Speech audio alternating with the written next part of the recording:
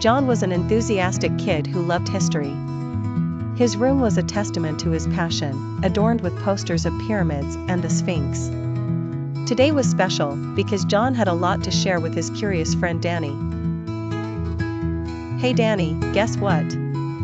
I've been learning all about ancient Egypt," John exclaimed, his eyes twinkling with excitement. Danny, ever curious, leaned closer.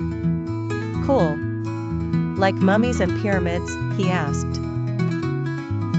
John nodded vigorously. "Yeah, but so much more. Did you know they had amazing inventions and a super interesting way of life?"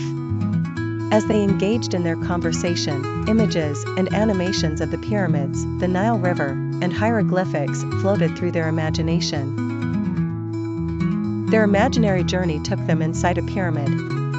John, in a voice reminiscent of a documentary narrator, explained, "The pyramids were like giant tombs for the pharaohs, the kings of Egypt. They believed in an afterlife, so they filled the tombs with treasures." Danny's eyes widened at the thought. "Wow, that's a lot of gold." John's words painted vivid pictures of workers dedicatedly building these monumental structures, showcasing how massive stones were meticulously moved. Their adventure continued as they sailed down the animated Nile River.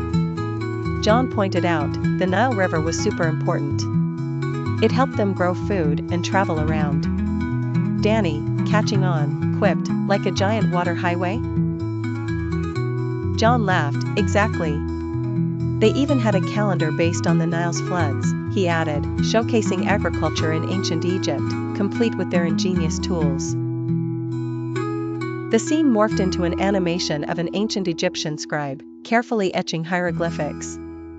John explained, "They had their own writing called hieroglyphics. It's like a secret code with pictures." Danny looked skeptical. "That looks hard to read," he commented. "It is.